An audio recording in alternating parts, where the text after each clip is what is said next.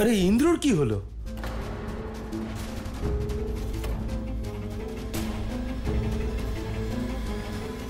আমাকে বেঁধে রেখেছো কেন? খুলে দাও আমাকে।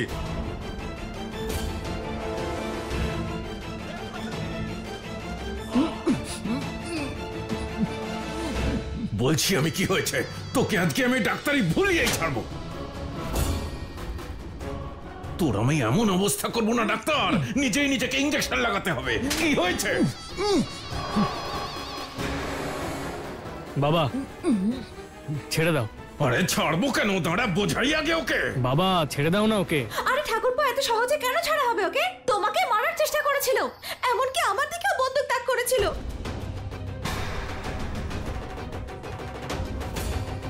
ভগবানের অশেষ কৃপা, তুমি যদি ঠিক টাইমে না বেরোতে তাহলে ও হয়তো আমাকে মেরে ফেলতো। বাবা ছেড়ে দাও ওকে। কেন ছেড়ে দেব ইন্দ্র, কেন ছেড়ে দেব একে? হাতে একটা পিস্তল পেয়ে গিয়ে গুন্ডা হয়ে গেছো তুমি। ইন্দ্রকে গুলি করবে? ইন্দ্রকে গুলি করবে? আমাদের থেকে বড় গুন্ডা তুমি। বন্দুক দিয়ে মুখে এমন গুলি করবো না, তখন সব মস্তানি বেরিয়ে যাবে। কাকা হয়ে গেছে, ছাড়ো না। শোনো ভাই, আজ শুধুমাত্র ইন্দ্রর জন্য ছেড়ে দিচ্ছে, নইলে গলা কেটে দিতাম তোমার, বুঝেছ?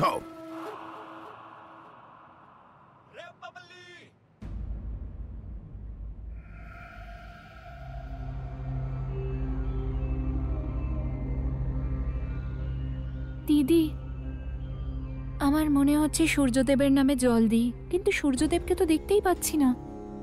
আর এই ঘন মেঘ দেখে আমার খুব ভয় করছে। দিদি বলো না, এত ঘন মেঘ করেছে কেন?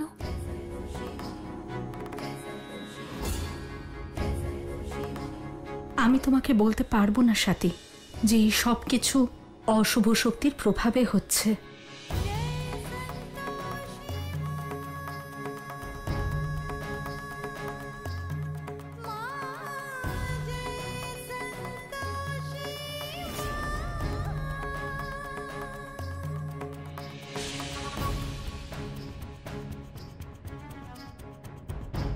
দিদি বলো না, এর কারণ কি?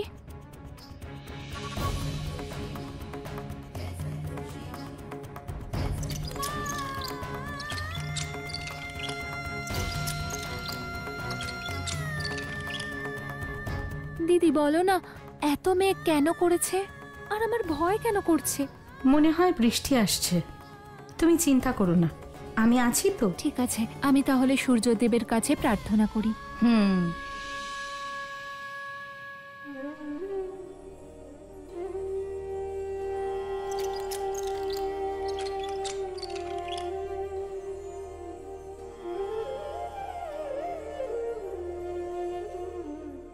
তুমি এখানে বিশ্রাম করো, চিন্তা করো না।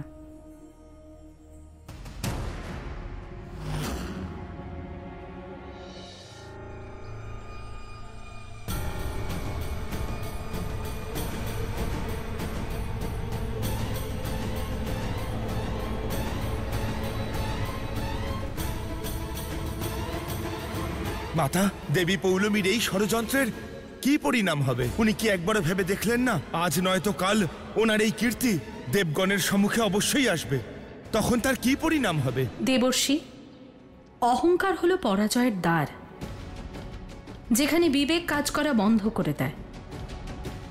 দেবী পৌলমীর বিবেকও কার্যক্ষমতা হারিয়ে ফেলেছে। দেবী পৌলমীর এই ষড়যন্ত্রের উত্তর আমাদের দিতেই হবে, কারণ উনি আমার ভক্ত আর তার পরিবারকে শেষ করে দিতে চাইছেন।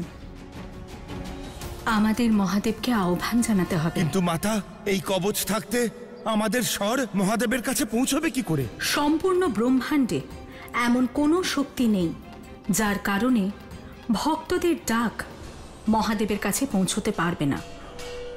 উনি মহাকাল, দেবাদিদেব, মহাদেব।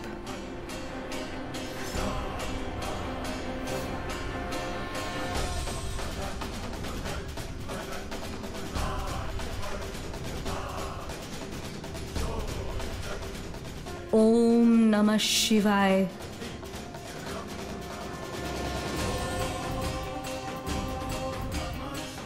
ওম নমঃ শিবায়। ওম নমঃ শিবায়। ওম নমঃ শিবায়। গুরুদেব,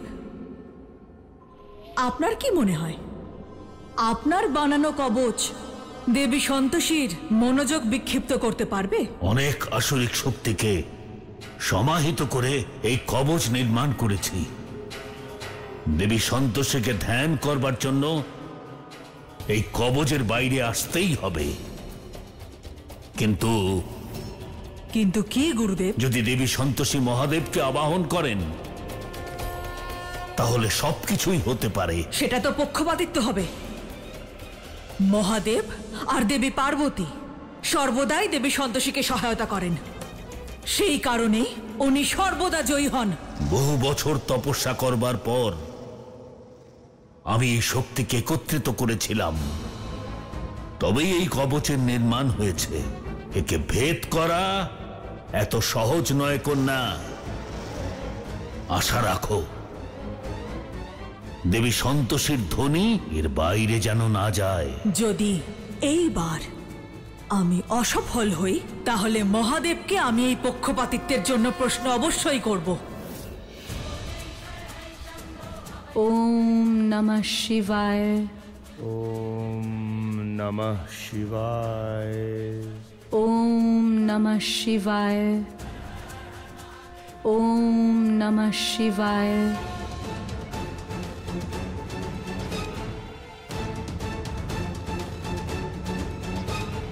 ওম নমঃ শিবায়। গুরুদেব, আপনি জয়ী হয়েছেন। দেবী সন্তোষী আপনার কবচ ভেদ করতে পারলেন না। এবার দেবী সন্তোষী আর দেবর্ষি নারদকে বাইরে আসতেই হবে। তারপরে আমি স্বাতীকে বন্দি করব। কন্যা, তুমি কি এর পরিণামের কথা ভেবেছো? সর্বপ্রথম দেবী সন্তোষীর সব থেকে বড় ভক্তের জীবন শেষ করে দেওয়াই আমার লক্ষ্য। তারপরে যাই হোক, আমি প্রস্তুত। তাহলে ঠিক আছে, আমাদের শক্তিকে আরো বাড়িয়ে তোলবার জন্য যজ্ঞ করতে হবে। অবশ্যই গুরুদেব। রঙ্গিনী তরঙ্গিনী, তোমরা দুজনে সর্বক্ষণ নজর রাখবে। দেবী সন্তোষী আর দেবর্ষি নারদ আশ্রম থেকে বেরোলেই আমাকে সংবাদ দেবে। যথা আজ্ঞা দেবী।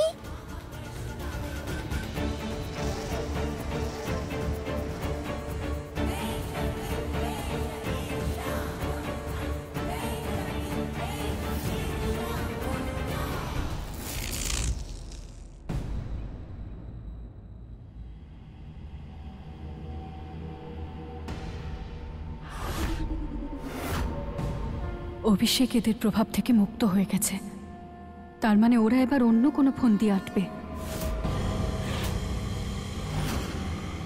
ইন্দ্রবাবু, চল।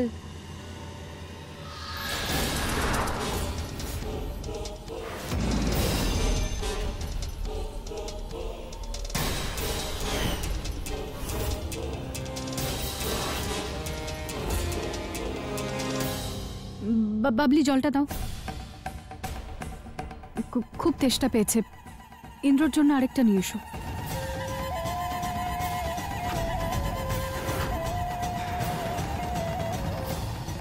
দাও। আরে কি করছো? এই বাড়িটা আমাদের, তাই এই জলের উপর প্রথম অধিকার আমাদের। আমরা খাবো আগে।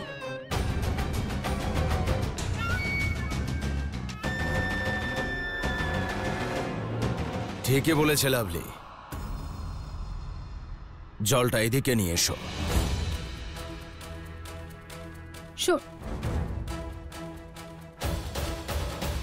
জল না, ঠিক আছে, ঠিক আছে।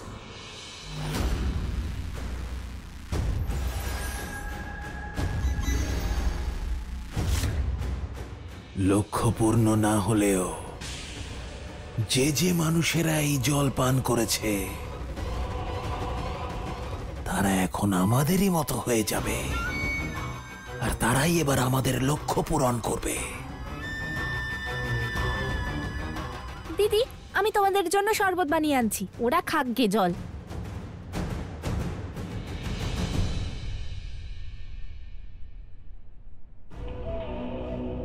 এই জল ওরা দুজনে খেয়ে ফেললো, জানি না এবার কি হবে।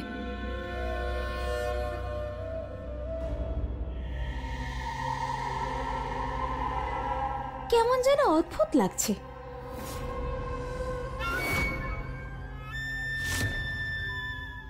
ওম নমঃ শিবায়, ওম নমঃ শিবায়, ওম নমঃ শিবায়, ওম নমঃ শিবায়, ওম নমঃ শিবায়, ওম নমঃ শিবায়।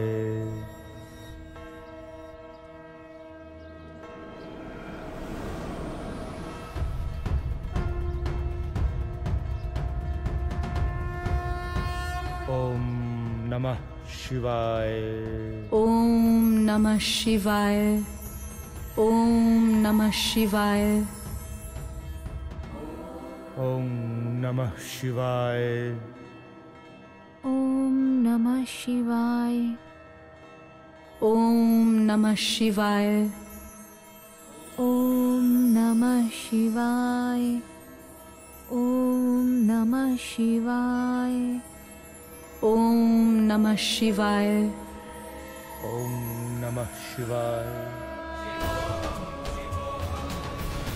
ঠিক আছিস তো বাবা? হ্যাঁ, খুব ব্যথা করছে। পরিবার যতক্ষণ পাশে আছে আমার কোনো ক্ষতি হবে না মা। মা, বাবা, একটা কথা বলুন তো, ইন্দ্র ঠাকুরপোকে ছাড়া আপনারা এই বাড়ি থেকে কাউকে দেখতে পান না? সারাক্ষণ ওর পেছনে পড়ে থাকেন আর ইন্দ্র ইন্দ্র করে যান।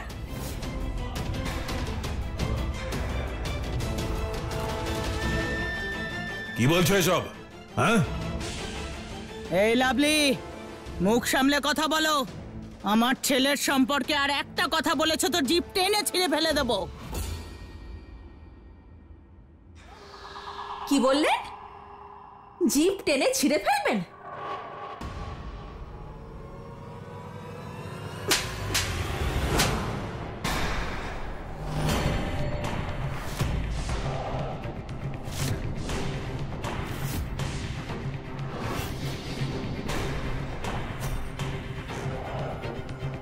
এবার হবে আসল মজা। কি হচ্ছে কি বৌদি? তুমি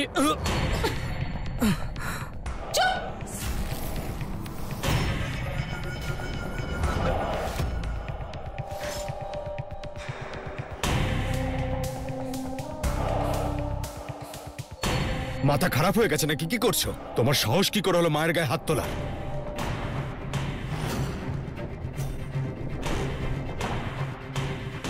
ওম নমঃ শিবায়, ওম নমঃ শিবায়, ওম নমঃ শিবায়, ওম নমঃ শিবায়, ওম নমঃ শিবায়, ওম নমঃ শিবায়, ওম নমঃ শিবায়, ওম নমঃ শিবায়, ওম নমঃ শিবায়, ওম নমঃ শিবায়, ওম নমঃ শিবায়, ওম নমঃ শিবায়। দেবী সন্তোষী,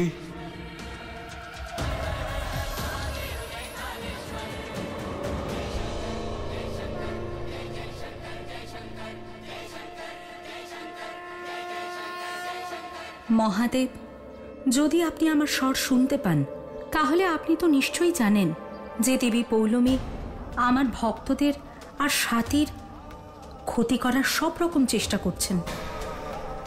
দেবী পৌলমী কখনোই ওনার পরাজয় স্বীকার করে নিতে পারেন না, তাই উনি ওনার পরাজয়কে বিজয়তে পরিবর্তিত করার চেষ্টা করছেন আর নিজের শক্তির অপপ্রয়োগ করছেন। মহাদেব, এই পরিস্থিতিতে আপনার হস্তক্ষেপ করা অনিবার্য। দেবী পার্বতী, দেবী পৌলমী তার স্বভাব অনুযায়ী কার্য করছে। আর দেবী সন্তোষীকে তার স্বভাব অনুসারে নিজের ভক্তদের রক্ষা করতে হবে। যদি আমরা হস্তক্ষেপ করি তাহলে আমাকে পক্ষপাতিত্বের জন্য আর আপনাকে দেবী সন্তোষীকে সাহায্য করার জন্য অভিযুক্ত করা হবে। তাই এখন দেবী সন্তোষীর নিজেরই এই সব কিছুর উত্তর দেওয়া উচিত।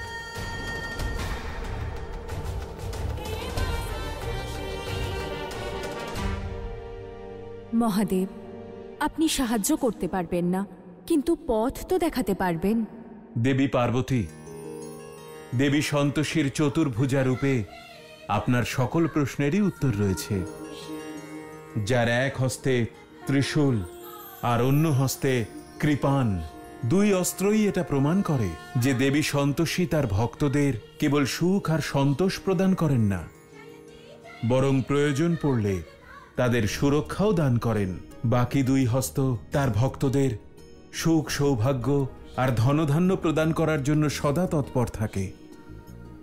আর পাত্রে উপস্থিত শস্য হল প্রতীক সংসারের সকল সুখ, সমৃদ্ধি, ঐশ্বর্য আর সৌভাগ্যের। আর এই ছোট্ট পাত্রেই সম্পূর্ণ ব্রহ্মাণ্ডের সৌভাগ্য নিহিত রয়েছে। যদি এই শস্য ছড়িয়ে পড়ে তাহলে সুখ আর সন্তোষের সুগন্ধে ব্রহ্মাণ্ড সুরভিত হয়ে উঠবে। সন্তোষীর সম্পূর্ণ রূপ স্বয়ং তাকে সহায়তা করবে। সন্তোষীর একটি রূপের মধ্যেই দেবী সন্তোষীর অনেক রূপ সমাহিত আছে। একটি রূপই অনেক রূপের সৃষ্টি করে দেবী পার্বতী। আপনাকে এই কথা স্মরণে রাখতে হবে। ধন্যবাদ মহাদেব, ধন্যবাদ মাতা।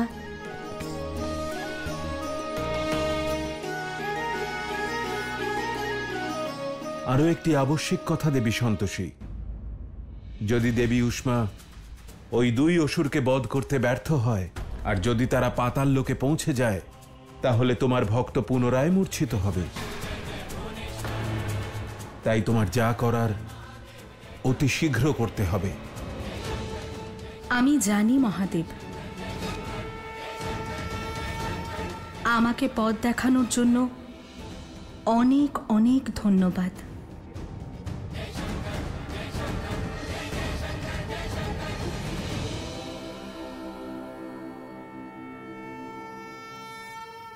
ত্যায্য পুত্র করাবে নাকি তুমি আমায়? হ্যাঁ, আর তোমার কি যোগ্যতা আছে? কি প্রয়োজন তোমার এই বাড়িতে? তোমার না কোনো দাম নেই, শূন্য তুমি। তোমার কথা ছাড়ো, আরে এই বাড়িতে আমারই বা কি দাম আছে?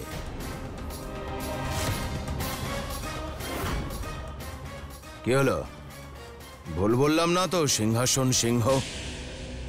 কি গো, কি বলছো তুমি? তোমার বড় দাদা উনি। আচ্ছা, এখন তুমি আমাকে বলবে ও কে হয়? আমি বুঝিয়ে দিচ্ছি তোমাকে কে হয়। ইনি সেই মানুষটা যার কারণে তোমার মতো একজন মাথা খারাপ মহিলাকে আমার জীবনে জড়িয়ে দিয়েছে। আজ পর্যন্ত একটা সন্তান দিতে পেরেছো তুমি আমাকে?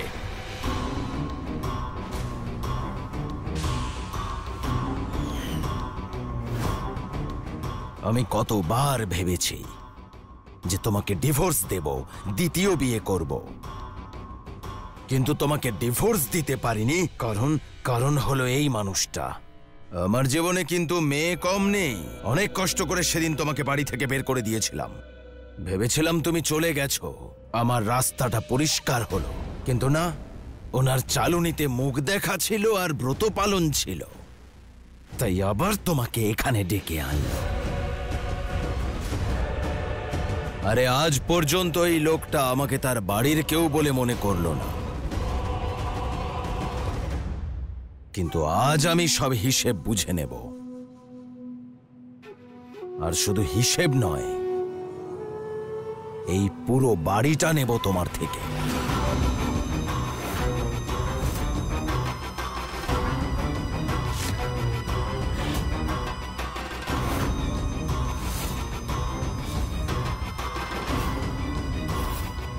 যাও,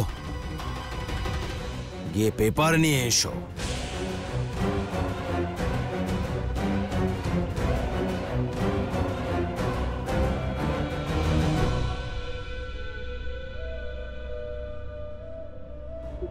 দিদি, আমার মনে হচ্ছে এই বাড়িতে কোনো প্রেতাত্মা ঢুকে পড়েছে, যে এক এক করে সবার শরীরে প্রবেশ করছে।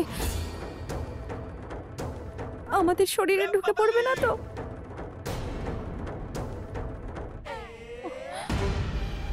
বাবলি, কি করে বলবো তোমায় যে এসব আসরিক শক্তির প্রভাবে ঘটছে? বুঝতে পারছি না সবাইকে কি করে রক্ষা করব। মহাদেব, আপনার নটরাজ রূপের দর্শন করেছি, অনেক দিন হয়ে গেল। আমি কি সেই রূপের আবার দর্শন করার সৌভাগ্য লাভ করতে পারি? অবশ্যই দেবী।